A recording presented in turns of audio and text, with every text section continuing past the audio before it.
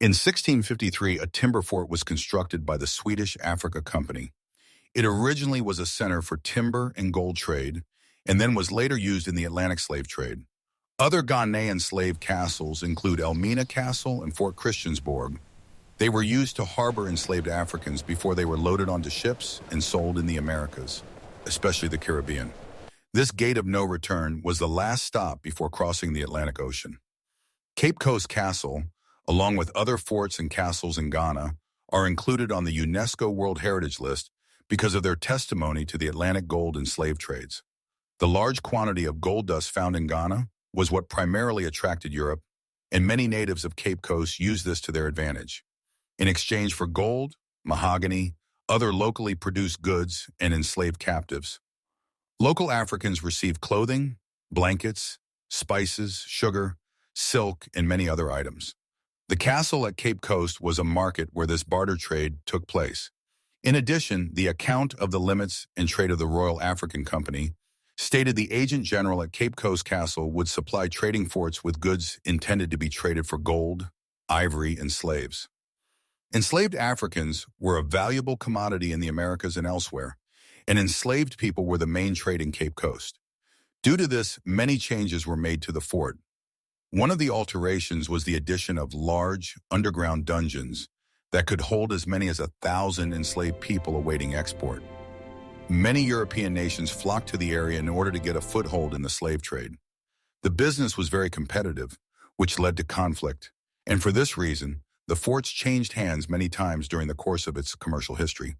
In 1672, the Royal African Company of England was given a legal monopoly on English trade for 1,000 years, along the entire western coast of Africa from the edge of the desert in the north to the Cape of Good Hope in the south, and the company would expand Cape Coast Castle in the decades to come.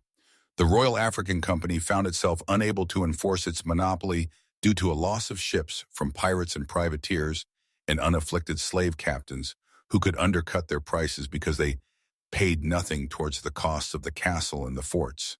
Slaves were valuable enough that it was considered to forbid the French from trading in Africa at Cape Apollonia or between it and the River Volta, where and at Popo and Ouidah to the eastward of that river, where slaves were obtained for sugar plantations, such that the late company's governor at Cape Coast Castle, upon seeing a French ship, sent a messenger with the following message: "You are ordered on board the French vessel to tell the master, the governor, and council do not make trade with the subjects of France, nor do they suffer the natives to trade with them. But as there subsists a good friendship and alliance between the King of Great Britain and the French king, if the master should be distressed for water, or such like necessaries, he might have it upon application, by admitting an officer on board, to prevent his having intercourse with the natives, or others, till he should have received such supplies. But that he should not be allowed to trade to the westward of the River Volta, which if he attempted, proper measures would be taken to prevent and obstruct his commerce. Therefore, should he neglect those orders and receive any damage thereby, it would be his own fault, as the governor and council held the trade of the Gold Coast, the indubitable right and property of the Royal African Company of England. In 1750, the Royal African Company was abolished, and Parliament passed an act that removed the monopoly of trading in Africa that had previously belonged to the Royal African Company. In its place, Parliament provided a public subsidy to the slaving industry as a whole in the form of a block grant to a private sector body, the Company of Merchants Trading to Africa, who took over the castle, the forts, and the previous employees. The company's committee consisted of important members of the slaving industry in London, Bristol, and Liverpool.